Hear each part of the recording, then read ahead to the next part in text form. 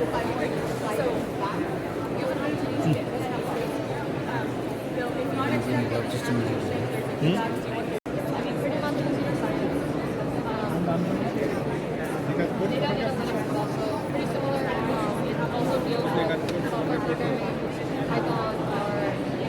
have to protect the confidentiality and privacy of individual students.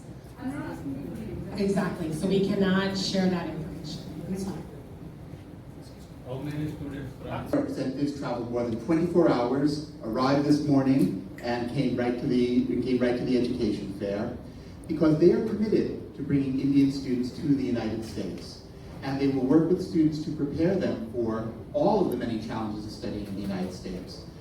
The visa application, the immigration process, of course, but also adjusting to culture shock, adjusting to the different educational system.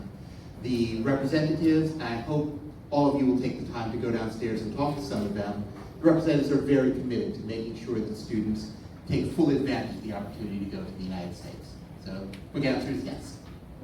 This is only based on my personal experience, not on any data that I can show you at this time.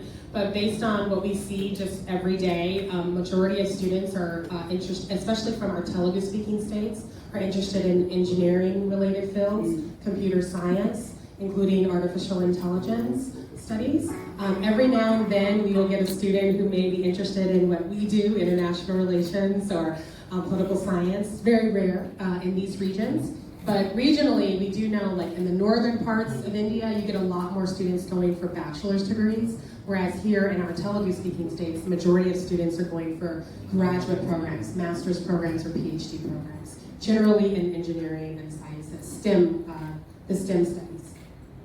We also read those reports in the news media, and while we cannot comment on individual cases, because for privacy reasons, obviously, I can process in the United States and how that works, if you don't mind.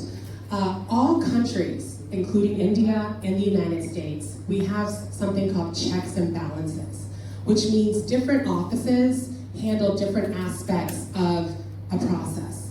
So when it comes to studying in the United States, that process begins with the university. So with those 40 universities that are downstairs, this process starts right there. When a student has decided to study in a university, that student will pay a fee called the SEVIS fee.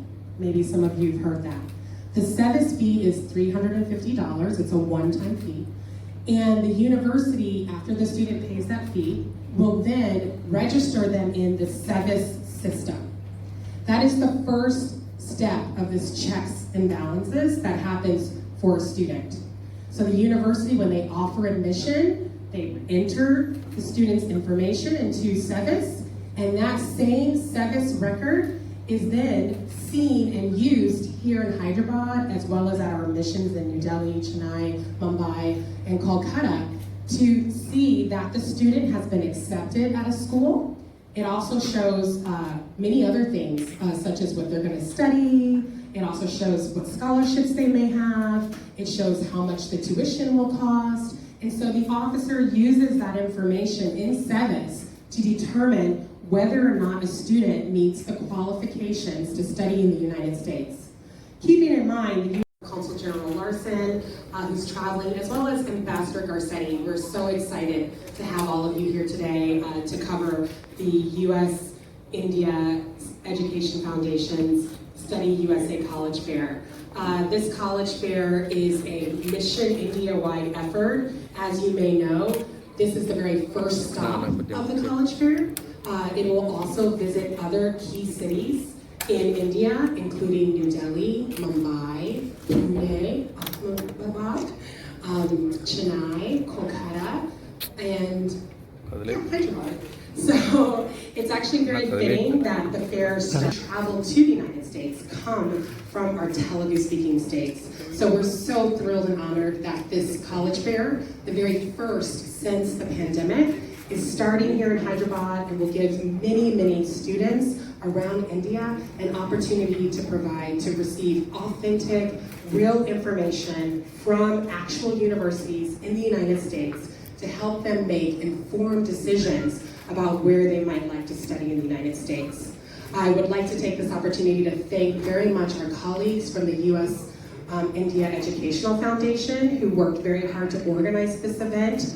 Their main goal is they work with millions of students here in India.